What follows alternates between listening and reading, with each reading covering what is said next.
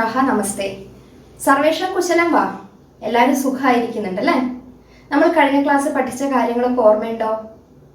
Teacher ചെയ്യാൻ പറഞ്ഞ കാര്യങ്ങളൊക്കെ ചെയ്തോ നിങ്ങൾ? എന്തൊക്കെയായിരുന്നു ടീച്ചർ ചെയ്യാൻ പറഞ്ഞത്? ഒരെണ്ണം എന്തായിരുന്നു? ആദ്യത്തെ ഒന്ന് എന്തായിരുന്നു? നമ്മുടെ ഭക്ഷണ പദാർത്ഥങ്ങളുടെ ചിത്രം ഒട്ടിച്ച് സംസ്കൃതം പേരെഴുതണം അല്ലെ? ഒരു ശേഖരണ പുസ്തകം തയ്യാറാക്കാൻ. ചെയ്തോ? അത് ചെയ്തോ? എല്ലാവരും ചെയ്തോ? ചെയ്തു. മിടുക്കരാണ് അല്ലെ? പിന്നെയോ? പിന്നെ എന്താണ് പറഞ്ഞത്? നമ്മുടെ അപ്പൂപ്പന്റെയോ അമ്മൂമ്മയുടെ അടുത്തൊക്കെ ചോദിച്ചിട്ട് കുറച്ച് പഴഞ്ചൊല്ലുകളോ അല്ലെങ്കിൽ സുഭാഷിതങ്ങളോ ഒക്കെ എഴുതാൻ പറഞ്ഞില്ലേ? നമ്മുടെ ആരോഗ്യം സംബന്ധിച്ച് അത് എഴുതിയോ നിങ്ങള്? കിട്ടിയോ എല്ലാവർക്കും? സംസ്കൃതം അധികം കിട്ടിക്കാണില്ല അല്ലെ? എന്നാലും മലയാളമൊക്കെ കിട്ടിയില്ലേ? നാടൻ പഴഞ്ചൊല്ലുകളൊക്കെ കിട്ടിയില്ലേ? ടീച്ചർ ഒരു ചൊല്ല് പറയാം. ആ ചൊല്ല് നിങ്ങൾക്ക് കിട്ടിയോ എന്ന് നോക്കണേ. നമ്മുടെ നാട്ടില് പണ്ട് കാലത്തൊക്കെ എങ്ങനെയാണ്? എല്ലാവരും അവനവന് വേണ്ട ഭക്ഷണ സാധനങ്ങൾ കൃഷി ചെയ്തുണ്ടാക്കും. എല്ലാവരും ഉണ്ടാക്കിയില്ലെങ്കിലും ഭൂരിഭാഗം ആൾക്കാരും കൃഷി ചെയ്തുണ്ടാക്കും അല്ലെ? അപ്പോൾ ഓരോ ഭക്ഷണ സാധനങ്ങളും ഓരോ സാധനങ്ങളും വിളവ് കിട്ടാൻ ഓരോ മാസമാണ് കണക്കുണ്ട് അല്ലെ? നമ്മുടെ കാലാവസ്ഥക്കനുസരിച്ച് അങ്ങനെ ഒരു വിളവ് ലഭിക്കാൻ ഓരോ മാസത്തിന് കണക്കുണ്ട്. അപ്പോൾ അങ്ങനെ മാസത്തിനനുസരിച്ചാണ് അവരുടെ ഭക്ഷണ രീതി ക്രമപ്പെടുത്തിയിരുന്നത് നമ്മുടെ പണ്ട് കാലത്തുള്ള ആൾക്കാർ. ഓരോ കാലാവസ്ഥയ്ക്കനുസരിച്ച് നമ്മുടെ നാട്ടിൽ ലഭിക്കുന്ന വിളവിനനുസരിച്ച് ഒരു ഭക്ഷണക്രമം ഉണ്ടാക്കിയിരുന്നു. അതിനൊരു ചൊല്ലുണ്ട്, നമുക്കൊന്ന് കേട്ടു നോക്കാം. ചേനയും കായയും മുമ്മാസം, ചക്കയും മാങ്ങയും മുമ്മാസം, താളും തകരയും മുമ്മാസം, അങ്ങനെയും ഇങ്ങനെയും മുമ്മാസം അല്ലേ? എങ്ങനെയാണ്? ചേനയും കായയും മുമ്മാസം. ചേന വിളവ് ലഭിക്കുന്ന സമയത്ത് 3 മാസം എന്താണ്? ചേന, കായ, ഇതൊക്കെ അവരുടെ ഭക്ഷണത്തിൽ ഉൾപ്പെടുത്തി. പിന്നെയോ ചക്കയും മാങ്ങയും മുമ്മാസം. എന്താണ്?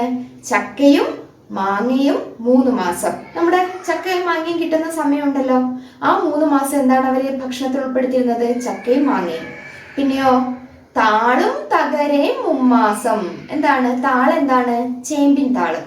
ചേമ്പിൻ താളും തകര. തകര അറിയില്ല? നമുക്ക് ഈ മഴയൊക്കെ പെയ്തു കഴിഞ്ഞാൽ നമ്മുടെ പറമ്പിലൊക്കെ ഇഷ്ടം പോലെ പൊടിച്ചു വരും തകര. ആ തകര നമുക്ക് വളരെ ആരോഗ്യത്തിന് വളരെ അധികം പ്രയോജനപ്രദമാണ്. നമുക്ക് രക്തം കുറവുള്ള ആൾക്കാർക്കൊക്കെ അയൺ റിച്ച് ആയിട്ടുള്ള ഭക്ഷണമാണ് എന്ത്? തകര. അപ്പൊ നമ്മുടെ ഭക്ഷണത്തിൽ എപ്പോഴും എന്ത് ഉൾപ്പെടുത്തണം? ഇലക്കറികൾ ഉൾപ്പെടുത്തണം അല്ലെ? അപ്പോ നല്ലൊരു ഇലക്കറിയായിട്ട് പറയാൻ പറ്റുന്നതാണ് എന്ത്? താളും തകരയും. കേട്ടോ? അപ്പൊ അങ്ങനെ എന്താണ്? താളും തകരയും മുമ്മാസം. 3 മാസം താളും തകരയും. താള് ചേമ്പിൻ താള്. ചേമ്പിൻ താളും തകരയുമാണ് ഭക്ഷണത്തിൽ ഉൾപ്പെടുത്തിയിരുന്നത്. പിന്നെ അങ്ങനെ ഇങ്ങനെ മുമ്മാസം. പിന്നെ ബാക്കി കിട്ടുന്ന 3 മാസത്ത് അവനവന്റെ പറമ്പിൽ കിട്ടുന്ന സാധനങ്ങൾ ഭക്ഷണത്തിനായിട്ട് ഉപയോഗപ്പെടുത്തി. അതൊക്കെ കൊണ്ട് എന്താണ്? നമ്മുടെ പഴയ കാലത്തുള്ള ആൾക്കാർക്ക് അസുഖം കുറവാണ് അല്ലെ? ഇന്നത്തെ പോലെ വ്യാപകമായി ക്യാൻസറും അങ്ങനെയുള്ള അസുഖങ്ങളൊന്നും ഉണ്ടായില്ല. എന്താണ്? അവരുടെ ഭക്ഷണ രീതിയുടെ ഗുണമായിരുന്നു. അപ്പോൾ ടീച്ചർ പറഞ്ഞ ഈ ചൊല്ല് നിങ്ങൾക്ക് കിട്ടിയോ? കിട്ടിയോ? എല്ലാവർക്കും ഒന്നും കിട്ടിയില്ല, ആർക്കൊക്കെയോ കിട്ടിക്കാണും അല്ലെ? അപ്പൊ കിട്ടാത്ത ആൾക്കാർ എന്ത് വേണം? ഈ ചൊല്ലും കൂടെ നിങ്ങളുടെ പുസ്തകത്തിനകത്ത് എഴുതി വെക്കുക. കേട്ടോ? പിന്നെ എന്തായിരുന്നു ടീച്ചർ പറഞ്ഞത്? പാഠഭാഗം വായിക്കാൻ പറഞ്ഞില്ലേ? വായിച്ചോ? എല്ലാരും വായിച്ചോ? വായിക്കാത്ത ആരെങ്കിലും ഉണ്ടോ? ആരുമില്ല അല്ലെ? നല്ല കുട്ടികളാണ്, ഉത്തമം. എത്ര തവണ വായിച്ചു നിങ്ങൾ? എത്ര തവണയാ? 2 തവണയോ? 2 തവണ വായിച്ചോ? ഗുഡ്, ഉത്തമം. പിന്നെയോ? പിന്നെ എന്തായിരുന്നു? നിങ്ങൾ പാഠഭാഗം വായിക്കുന്ന സമയത്ത് നിങ്ങൾക്ക് അർത്ഥം അറിയാവുന്ന പദങ്ങൾ ഉണ്ടായിരുന്നില്ലേ? നിങ്ങൾ പ്രയോഗിച്ച് പരിചയമുള്ള, മലയാളത്തിലൊക്കെ പ്രയോഗിച്ച് ശീലമുള്ള, 5ാം ക്ലാസ്സിലൊക്കെ പഠിച്ച് പരിചയമുള്ള പദങ്ങൾ ഉണ്ടായിരുന്നില്ലേ? ഉണ്ടായിരുന്നോ? അതൊക്കെ എഴുതി വെച്ചോ? അതിന്റെ അർത്ഥങ്ങൾ എഴുതി വെച്ചോ? എഴുതി വെച്ചു അല്ലെ? അപ്പൊ നിങ്ങൾക്ക് അർത്ഥം അറിയാത്ത പദങ്ങൾ ഉണ്ടാവും, അത് ടീച്ചർ പറഞ്ഞു തരാം. കുറച്ച് പദങ്ങൾ ടീച്ചർ കാണിച്ചു തരാം. ഇതൊക്കെ ആയിരിക്കും നിങ്ങൾക്ക് അർത്ഥം അറിയാത്ത പദങ്ങൾ. ഒന്ന് നോക്കാം.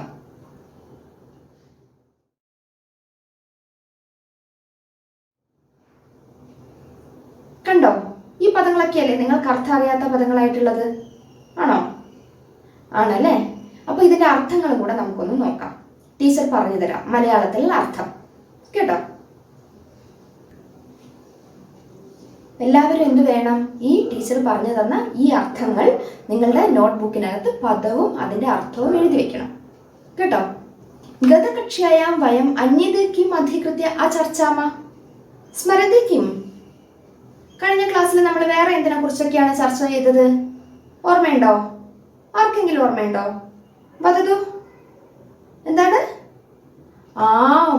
ആരോഗ്യമധികൃത്യ ചർച്ചാം കൃതവന്തഃ അല്ലേ? ആരോഗ്യമധികൃത്യ ചർച്ചാം കൃതവന്തഃ. എന്തിനെ പറ്റിയാണ് നമ്മൾ ചർച്ച ചെയ്തത്? ആരോഗ്യത്തെ കുറിച്ചാണ് നമ്മൾ ചർച്ച ചെയ്തത് അല്ലേ? ആരോഗ്യത്തെ കുറിച്ച് ചർച്ച ചെയ്തു.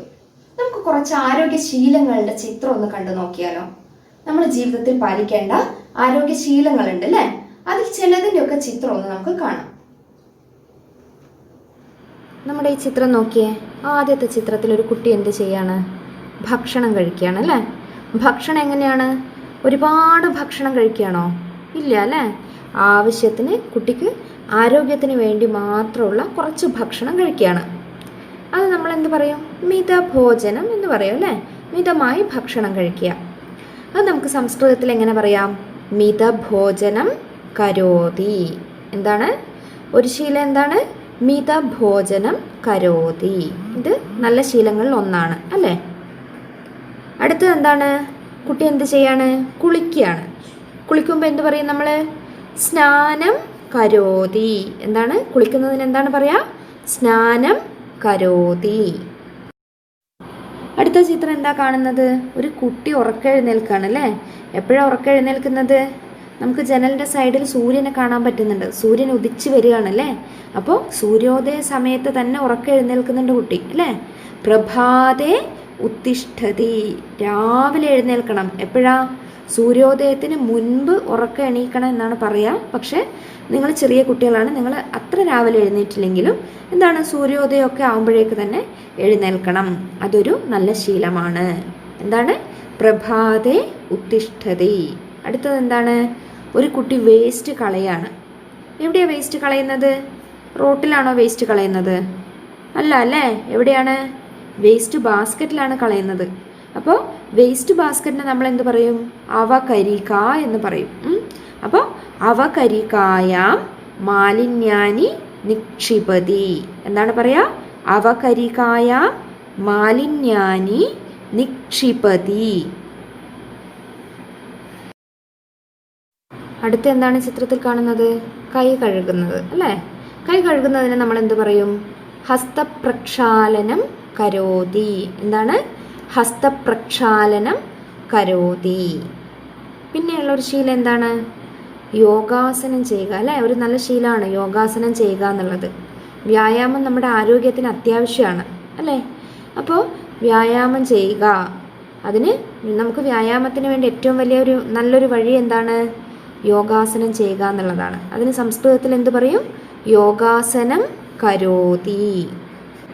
അടുത്ത എന്താണ് ചിത്രമുള്ളത്? പല്ല് തേക്കുകയാണ് അല്ലേ? പല്ല് തേക്കുന്നതിന് നമ്മൾ എന്ത് പറയും? ദന്തധാവനം കരോതി. എന്താണ്? ദന്തധാവനം കരോതി. എത്ര തവണ പല്ല് തേക്കും നിങ്ങളൊരു ദിവസം? 2 നേരം അല്ലേ? എപ്പോഴൊക്കെയാണ് നിങ്ങൾ പല്ല് തേക്കുന്നത്? രാവിലെയും രാത്രിയും അല്ലേ? നമ്മൾ 2 നേരം പല്ല് തേക്കണം. ഇതും നല്ല ഒരു ആരോഗ്യ ശീലമാണ്. എല്ലാവരും കണ്ടു അല്ലേ? ഇത്ര മാത്രമേ ഉള്ളൂ നമുക്ക് ആരോഗ്യശീലങ്ങൾ. ഇതുമാത്രമല്ല, ഇതോപ്പി അധികാനി ആരോഗ്യശീലാനി സന്ധി അല്ലേ? ഇതിലും കുറേ ആരോഗ്യശീലങ്ങളുണ്ട്. അത് നമുക്ക് പിന്നെ പരിചയപ്പെടാം അല്ലേ? ഇപ്പൊ ടീച്ചർ കുറച്ചൊന്ന് കാണിച്ചു തന്നു മാത്രമേ ഉള്ളൂ കേട്ടോ. അത്ര പശ്യന്തു ചിത്രേ കേ സന്ധി. തത്ര ചിത്രത്തിൽ ആരൊക്കെയാണുള്ളത്? ആരൊക്കെയാണ്? തത്ര മാതാ പുത്രഃ വൈദ്യഃ ച സന്തി അല്ലേ? ആരൊക്കെയുണ്ട്? മാതാ പുത്രഃ വൈദ്യഃ ച സന്തി. ആരൊക്കെയാണ്? അമ്മ, പിന്നെ ഒരു പുത്രനുണ്ട് അല്ലേ? ഒരു ബാലകനുണ്ട്, പിന്നെയോ ഒരു ഡോക്ടറും ഉണ്ട് ചിത്രത്തിൽ അല്ലേ? ഇവരുടെ സംഭാഷണമാണ് നമ്മുടെ പാഠഭാഗത്തിലുള്ളത്. ഈ പാഠഭാഗം നിങ്ങൾ വായിച്ചതാണ് അല്ലെ? 2 തവണ വായിച്ചു എന്ന് പറഞ്ഞു. എല്ലാവരും 2 തവണ വായിച്ചു എന്ന് പറഞ്ഞു. അപ്പോൾ ഇത് ഒന്നുകൂടെ ടീച്ചർ വായിച്ചു തരാം. ഈ പാഠഭാഗം ടീച്ചർ ഒരു തവണ വായിച്ചു തരാം. വായിക്കുന്ന സമയത്ത് നിങ്ങൾ എന്ത് വേണം? പാഠഭാഗം നന്നായിട്ട് ശ്രദ്ധിച്ചിരിക്കുക കേട്ടോ. ആരാണ് ആദ്യം പറയുന്നത്? ബാലകനാണ് അല്ലേ? ചിത്രത്തിൽ നമ്മൾ കണ്ടിട്ടുള്ള അമ്മയുടെ കൂടെയുള്ള കുട്ടി പറയാണ്. എന്താണ് പറയുന്നത്? ഭോ മഹാശയ ശീഘ്രം ഔഷധം യച്ഛതു മമ ഉദരവേദന അസഹ്യ ഏവ. അപ്പോൾ അമ്മ പറയാണ്. എന്താ അമ്മ പറയുന്നത് നോക്കാം. ഭോ മഹാശയ മമ പുത്രസ്യ ഭക്ഷണകാര്യെ നിഷ്ഠ നാസ്തി ഏവ കദാപി മിതത്വം ന പാലയതി ബുഭുക്ഷിതഃ സഹ കദാചിത് ഹസ്തപ്രക്ഷാലനം വിനാപി ഭോജനം കരോതി. അല്ലേ? അപ്പം ഡോക്ടർ പറയാണ്, ഹേ ബാലക, ഭക്ഷണകാര്യെ നിയന്ത്രണം ശുചിത്വം ച ആവശ്യകം. അന്നദോഷഃ ബഹൂനാം രോഗാണാം കാരണം ഭവതി. അതഃ അമിതം അഹിതം അനാവൃതം ച ഭക്ഷണം ത്യാജ്യം. എല്ലാവരും ടീച്ചർ വായിക്കുന്നത് ശ്രദ്ധിച്ച് കേട്ടോ? ശ്രദ്ധിച്ചിരുന്നു അല്ലേ? ഇനി എന്ത് വേണം? ഏകവാരമപി പാഠമിമം ഗൃഹേ ഉപവിശ്യ പഠിഷ്യഥ. എന്താണ്? ഒരു പ്രാവശ്യം കൂടെ നിങ്ങൾ വീട്ടിലിരുന്ന് ഈ പാഠം വായിക്കണം. എന്തിനാണെന്നറിയോ? നിങ്ങൾ നേരത്തെ വായിക്കുമ്പോൾ ചില തെറ്റുകളൊക്കെ വന്നിട്ടുണ്ടാവും അല്ലേ? അപ്പൊ അതിപ്പോ ടീച്ചർ വായിക്കുന്ന സമയത്ത് നിങ്ങൾക്ക് മനസ്സിലായില്ലേ തെറ്റ്? അപ്പൊ ഇനി എന്ത് വേണം? അത് തെറ്റ് തിരുത്തി നല്ല ഉച്ചാരണ ശുദ്ധിയോടുകൂടെ ഉറക്ക വായിക്കണം. നമ്മൾ ഈ സംസ്കൃതം പോലുള്ള ഭാഷയൊക്കെ വായിക്കുന്ന സമയത്ത് ഉറക്ക വായിക്കണം. എന്തിനാണെന്നോ? എന്നാലേ നമ്മുടെ തെറ്റ് മനസ്സിലാവുള്ളൂ. അപ്പോൾ തെറ്റ് തിരുത്തി ഉച്ചാരണ ശുദ്ധിയോടുകൂടെ വായിച്ച് പഠിക്കാം കേട്ടോ. ഇനി നമുക്കിതിന്റെ അർത്ഥം നോക്കാം. ടീച്ചർ നിങ്ങൾക്കറിയാത്ത അർത്ഥം അങ്ങോട്ട് പറഞ്ഞു തരാം. നിങ്ങൾക്കറിയാവുന്ന അർത്ഥം എന്ത് വേണം? ടീച്ചർക്ക് നിങ്ങൾ ഇങ്ങോട്ട് പറഞ്ഞു തരണം കേട്ടോ. ശരി, അപ്പൊ ടീച്ചർ ഒന്നുകൂടെ വായിക്കാം. ആദ്യം ആരാണ് പറയുന്നത്? ബാലകനാണ് അല്ലേ? ബാലകൻ എന്താണ് പറയുന്നത്? ഭോ മഹാശയ മമ ഉദരവേദന അസഹ്യ ഏവ. അല്ലേ? എന്താണ് പറഞ്ഞത്? മമ ഉദരവേദന അസഹ്യ ഏവ. ആരടുത്ത പറയുന്നത്? ഭോ മഹാശയ. അല്ലയോ മഹാശയ. ഡോക്ടറോട് പറയാണ് അല്ലേ? അല്ലയോ മഹാശയ. എന്തുകൊണ്ടാണ് മഹാശയ എന്ന് പറഞ്ഞത്? മഹത്തായ ആശയമുള്ളയാൾ എന്നർത്ഥം.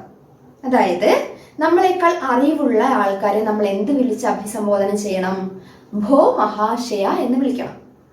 ഡോക്ടർ നമ്മളെക്കാൾ അറിവുള്ള ആളല്ലേ? അപ്പൊ ഡോക്ടറിനെ നമ്മൾ എങ്ങനെ വിളിക്കണം? ഭോ മഹാശയ. മനസ്സിലായോ? നമ്മളിപ്പോ അധ്യാപകരൊക്കെ വിളിക്കുകയാണെങ്കിൽ ഭോ മഹാശയ എന്ന് വിളിക്കണം. നമ്മളെക്കാൾ അറിവുള്ള ആൾക്കാരെ നമ്മൾ അവർക്കൊരു ബഹുമാനം കൊടുത്തുകൊണ്ട് വിളിക്കുന്നതാണ് എന്ത്? ഭോ മഹാശയ. മഹത്തായ ആശയമുള്ളയാൾ എന്ന അർത്ഥത്തിലാണ്. അപ്പൊ ഭോ മഹാശയ മമ ഉദരവേദന അസഹ്യ ഏവ. അല്ലെ? എന്റെ വയറുവേദന, എന്റെ ഉദരവേദന. ഉദരവേദന എന്തായിരുന്നു അർത്ഥം? വയറുവേദന അല്ലെ? എന്റെ വയറുവേദന അസഹ്യമാണ്. അസഹ്യ എന്ന് വെച്ച് കഴിഞ്ഞാൽ സഹിക്കാൻ പറ്റാത്തത് അല്ലെ?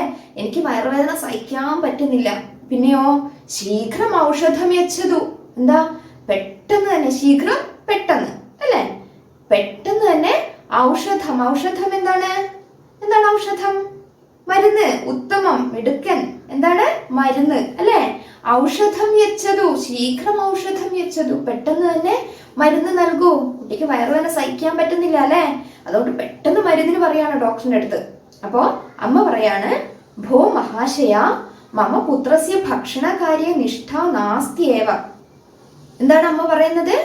ഭോ മഹാശയ, അല്ലയോ മഹാശയ, മമ പുത്രസ്യ ഭക്ഷണകാര്യെ. എന്റെ പുത്രസ്യ എന്ന് വെച്ച് കഴിഞ്ഞാൽ എന്താണ്?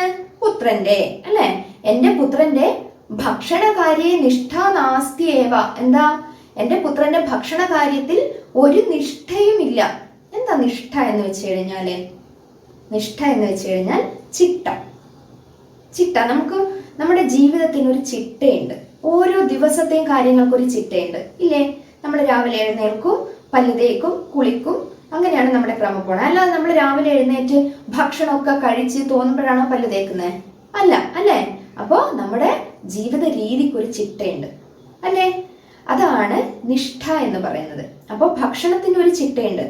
നമുക്ക് ക്രമമില്ലേ ഭക്ഷണം കഴിക്കാൻ? 24 മണിക്കൂർ നമുക്ക് കഴിച്ചുകൊണ്ടിരിക്കാൻ പറ്റുമോ? ഇല്ല അല്ലേ? അപ്പൊ ഇവിടെ അമ്മ പറയാണ് ഈ കുഞ്ഞിന്റെ കാര്യത്തിൽ എന്താണ്? ഭക്ഷണകാര്യ നിഷ്ഠ നാസ്തിയേവ. എന്താണ്? ഭക്ഷണകാര്യത്തിൽ ഒരു ചിട്ടയും ഇല്ല. പിന്നെയോ ചിട്ടയില്ലാത്ത മാത്രമല്ല കേട്ടോ, പിന്നെ എന്താണ് പ്രശ്നം? കദാപി മിതത്വം ന പാലയതി. കഥാപി മിതത്വം ന പാലയതി. എന്താ കഥാപി? കഥാപി നമുക്ക് എങ്ങനെ പിരിച്ചു പറയാം? എങ്ങനെയാണ്? കഥ അധികം അപി കഥാപി അല്ലെ? കഥാപി മിതത്വം ന പാലയതി. എന്താണ്? ഒരിക്കലും മിതത്വം പാലിക്കാറേയില്ല. എന്താണ്? മിതത്വം പാലിക്കാറേയില്ല. മിതത്വം പാലിക്കുക എന്ന് വെച്ച് കഴിഞ്ഞാൽ എന്താണ്? നമ്മൾ ആവശ്യത്തിന് മാത്രമേ ഭക്ഷണം കഴിക്കാൻ പാടുള്ളൂ അല്ലെ? അപ്പൊ അങ്ങനെ മിതത്വം പാലിക്കാതെ ആവശ്യത്തിലധികം ഭക്ഷണം എപ്പോഴും കഴിക്കുമെന്നാണ് അമ്മ പറയണത് അല്ലെ? ബുഭുക്ഷിതഃ സഹ കദാചിത് ഹസ്തപ്രക്ഷാലനം വിനാപി ഭോജനം കരോതി അല്ലെ? ബുഭുക്ഷിതഃ സഹ വിശന്നു കഴിഞ്ഞാൽ അവൻ കദാചിത് ചിലപ്പോഴൊക്കെ ഹസ്തപ്രക്ഷാലനം വിനാപി ഭോജനം കരോതി. ഹസ്തപ്രക്ഷാലനം എന്തായിരുന്നു? എന്താണ്? കൈ കഴുകൽ. ഉത്തമം. എന്താണ്? കൈ കഴുകൽ അല്ലെ? ഹസ്തപ്രക്ഷാലനം വിനാപി കൈ കഴുകാതെയും. വിനാപി. വിനാപി എങ്ങനെ നമുക്ക് പിരിച്ചു പറയാം? വിന അധികം അപി വിനാപി അല്ലെ? കൂടാതെ കൈ കഴുകാതെ എന്ത് ചെയ്യാറുണ്ട്? ഭക്ഷണം കഴിക്കാറുണ്ട് അല്ലെ? വിശന്നിരിക്കുന്ന അവൻ ചില സമയത്തൊക്കെ കൈ കഴുകാതെ ഭക്ഷണം കഴിക്കാറുണ്ട് എന്ന് അമ്മ പറഞ്ഞു അല്ലെ? കൈ കഴുകാതെ ഭക്ഷണം കഴിക്കാൻ പാടുണ്ടോ? ഇല്ല അല്ലെ? കൈ കഴുകാതെ ഭക്ഷണം കഴിച്ചിട്ടാണ് നമ്മുടെ കുഞ്ഞവറാന് വയറുവേദന വന്നത് അല്ലെ? അപ്പോ ഡോക്ടർ കുഞ്ഞിനോട് പറയാണ്, എന്താ? ഹേ ബാലക, അല്ലയോ കുഞ്ഞേ, എന്ത് വേണം? ഭക്ഷണകാര്യെ നിയന്ത്രണം ശുചിത്വം ച ആവശ്യകം. എന്താണ്? ഭക്ഷണകാര്യെ നിയന്ത്രണം ശുചിത്വം ച ആവശ്യകം. ഭക്ഷണ കാര്യത്തിൽ എന്ത് വേണം? നമുക്ക് നിയന്ത്രണം വേണം അല്ലെ? നിയന്ത്രണം എന്താണ്? നിയന്ത്രണം നമ്മൾ മലയാളത്തിൽ അറിയുന്ന പദം തന്നെയാണ്. നിയന്ത്രണവും ശുചിത്വവും വേണം. ശുചിത്വം നമുക്കറിയാം അല്ലെ? വൃത്തിയുള്ള ഭക്ഷണം മാത്രമേ കഴിക്കാൻ പാടുള്ളൂ. അതേപോലെ ഭക്ഷണ കാര്യത്തിൽ ഒരു നിയന്ത്രണവും വേണം. പിന്നെയോ അന്നദോഷഃ ബഹൂനാം രോഗാണാം കാരണം ഭവതി. എന്താണ്? അന്നദോഷം ബഹൂനാം രോഗാണാം കാരണം ഭവതി. രോഗം എന്താണ്? രോഗം തന്നെ അല്ലെ? അന്നദോഷഃ അന്നദോഷം. അന്നദോഷം എന്താണ്? അല്ലെങ്കിൽ ഭക്ഷണദോഷം. ഭക്ഷണദോഷം ധാരാളം രോഗങ്ങൾക്ക് കാരണമാകാറുണ്ട് അല്ലെ? നമുക്ക് ഫുഡ് ഇൻഫെക്ഷൻ ഒക്കെ വരുന്നു എന്ന് പറയാറില്ലേ? എന്തുകൊണ്ടാണ്? നമ്മുടെ ഭക്ഷണത്തിന്റെ ദോഷമാണ് അല്ലെ? അതുകൊണ്ടാണ് നമുക്ക് വയറ്റില് ഇൻഫെക്ഷൻ വരുന്നത്. ഫുഡ് ഇൻഫെക്ഷൻ ഈ കൊച്ചുകുട്ടികൾക്ക് പ്രത്യേകിച്ച് എപ്പോഴും പറയുന്ന കേൾക്കാറുണ്ട് അല്ലെ? ഫുഡ് ഇൻഫെക്ഷൻ എന്ന് പറയും. എന്തുകൊണ്ടാണ്? അത് നമ്മുടെ ഭക്ഷണ ദോഷമാണ്. ഭക്ഷണദോഷം ധാരാളം രോഗങ്ങൾക്ക് കാരണമാകാറുണ്ട്. പിന്നെ എങ്ങനെയുള്ള ഭക്ഷണങ്ങളൊക്കെ നമ്മൾ കഴിക്കാതിരിക്കണം എന്ന് ഡോക്ടർ പറയാണ്. എങ്ങനെയുള്ളതൊക്കെയാണ്? അതഹ അമിതം അഹിതം അനാവൃതം ച ഭക്ഷണം ത്യാജ്യം. അതഹ അതുകൊണ്ട് അമിതം. അമിതം എന്ന് വെച്ച് കഴിഞ്ഞാൽ എന്താണ്? പറഞ്ഞേ. അമിതം തന്നെ അല്ലെ? മിതമല്ലാത്തത്. മിതമല്ലാതെയും. പിന്നെയോ അഹിതം. ഹിതമല്ലാത്ത ഭക്ഷണം. എന്തായിരുന്നു ഹിതഭക്ഷണം? നമ്മൾ കഴിഞ്ഞ ക്ലാസ്സിൽ ചർച്ച ചെയ്തിട്ടുണ്ടല്ലോ, ഓർമ്മയില്ലേ? എന്താണ് ഹിതഭക്ഷണം? എന്താണ്? വധതു എന്താണ്? നമുക്ക് ആരോഗ്യം നൽകുന്ന ഭക്ഷണം അല്ലെ? നമ്മുടെ ശരീരത്തിനും മനസ്സിനും ആരോഗ്യം നൽകുന്ന ഭക്ഷണം. അപ്പൊ അങ്ങനെയല്ലാത്ത ഭക്ഷണം, ആരോഗ്യകരമല്ലാത്ത ഭക്ഷണവും. പിന്നെയോ അനാവൃതം, തുറന്നു വെച്ചിട്ടുള്ളത്. ആവൃതം എന്ന് വെച്ച് കഴിഞ്ഞാൽ എന്താ? അടച്ചു വെക്കുക. അപ്പൊ അനാവൃതം എന്താണ്? തുറന്നു വെക്കുക. അടച്ചു വെക്കാത്തതുമായ ഭക്ഷണങ്ങൾ. നമ്മുടെ ഈ കുഞ്ഞുങ്ങൾക്കൊക്കെ വഴിയരികില് മാങ്ങ ഉപ്പിലിട്ടത്, നെല്ലിക്ക ഉപ്പിലിട്ടതൊക്കെ ഇങ്ങനെ കുപ്പിയിലാക്കി അവർ വെച്ചത് കണ്ട ഒരുപാട് ഇഷ്ടമാണത്. നെല്ലിക്ക ഉപ്പിലിട്ടതും മാങ്ങ ഉപ്പിലിട്ടതൊക്കെ. അപ്പൊ അത് പാടുണ്ടോ? അത് നല്ല ഭക്ഷണമാണോ? അത് ഒരിക്കലും കഴിക്കരുത് കേട്ടാ. അത് എന്താണ്? അത് ശുചിത്വമില്ലാതെ ഉണ്ടാക്കി വെക്കുന്നതാണ്. ചില സമയത്ത് അത് അടച്ചു വെച്ചിട്ടുണ്ടാവില്ല. അടച്ചു വെക്കാതിരിക്കുമ്പോൾ അതിനകത്ത് ഈച്ചയൊക്കെ വന്ന് നിന്ന് രോഗാണുക്കളൊക്കെ കയറി അത് നമ്മുടെ ശരീരത്തിലെത്തും അല്ലെ? അപ്പൊ ഇങ്ങനെയുള്ള ഭക്ഷണങ്ങളൊക്കെ നമ്മൾ ത്യജിക്കണം. എങ്ങനെയുള്ള ഭക്ഷണങ്ങളാണ്? അമിതം അഹിതം അനാവൃതം ച ഭക്ഷണം ത്യാജ്യം. എന്താണ്? അമിതമായിട്ടുള്ളതും അഹിതമായിട്ടുള്ളതും ആരോഗ്യകരമല്ലാത്തതും പിന്നെയോ അനാവൃതവുമായിട്ടുള്ള ഭക്ഷണം നമ്മൾ ത്യജിക്കണം. മനസ്സിലായോ? മനസ്സിലായല്ലേ? അപ്പോൾ ടീച്ചർ ഇതിപ്പോൾ വായിച്ച് അർത്ഥം പറഞ്ഞു തന്നു. ഇനി നിങ്ങൾ എന്ത് വേണം? നിങ്ങൾ വീട്ടിലിരുന്ന് ഒരു തവണ കൂടെ ഇതൊന്ന് വായിച്ചു നോക്കണം. വായിക്കുന്ന സമയത്ത് നിങ്ങൾക്ക് ഇതിന്റെ ആശയം കിട്ടുന്നുണ്ടോ എന്ന് കൂടെ ശ്രദ്ധിച്ച് വായിക്കാം. അക്ഷരത്തെറ്റില്ലാതെ ഉച്ചാരണ ശുദ്ധിയോടുകൂടെ വായിക്കാം. കേട്ടോ? ഇനി നമുക്ക് ഗൃഹകാര്യം നോക്കാം. ഗൃഹകാര്യത്തിൽ ടീച്ചർ നേരത്തെ നിങ്ങൾക്ക് അർത്ഥം അറിയാത്ത പദങ്ങൾ ടീച്ചർ പറഞ്ഞു തന്നില്ലേ? അപ്പോൾ ആ അർത്ഥം അറിയാത്ത പദങ്ങളെ നിങ്ങൾ എന്ത് വേണം? അതിന്റെ പദവും അതിന്റെ അർത്ഥവും എഴുതി വെക്കണം എന്ന് ടീച്ചർ നേരത്തെ പറഞ്ഞിട്ടുണ്ട് അല്ലേ? അപ്പൊ അതിനെ നിങ്ങൾ ഒരു കോശഗ്രന്ഥ രൂപത്തിൽ എഴുതി വെക്കണം. എന്താ കോശഗ്രന്ഥം? നമ്മുടെ ഡിക്ഷണറി അല്ലെ? ഡിക്ഷണറി എങ്ങനെയാണ് ഉണ്ടാവുക? ആൽഫബറ്റിക്കൽ ഓർഡറിലല്ലേ നിങ്ങൾ ഇംഗ്ലീഷ് ഡിക്ഷണറി ഒക്കെ കണ്ടിട്ടുള്ളത്? അക്ഷരമാലയുടെ ക്രമത്തിൽ അല്ലെ? ഇതിനെ നിങ്ങൾ അക്ഷരമാല ക്രമത്തിൽ ഒരു കോശഗ്രന്ഥ രൂപത്തിൽ ഈ പദങ്ങളെയും അതിന്റെ അർത്ഥവും ക്രമീകരിക്കണം. നൂതന പദാനി തേഷാം അർത്ഥാഞ്ച കോശഗ്രന്ഥരൂപേണ ക്രമീകരോതു. അടുത്ത ഗൃഹകാര്യം സ്വസ്ഥാഃ ജനാഃ രാഷ്ട്രസ്യ സമ്പദഃ ഇതി വിഷയമധികൃത്യ ഏകം വിജ്ഞാപനപത്രം സജ്ജീകരോതു. എന്ന് വെച്ച് കഴിഞ്ഞാൽ എന്താണ്? സ്വസ്ഥാഃ ജനാഃ രാഷ്ട്രസ്യ സമ്പദഃ.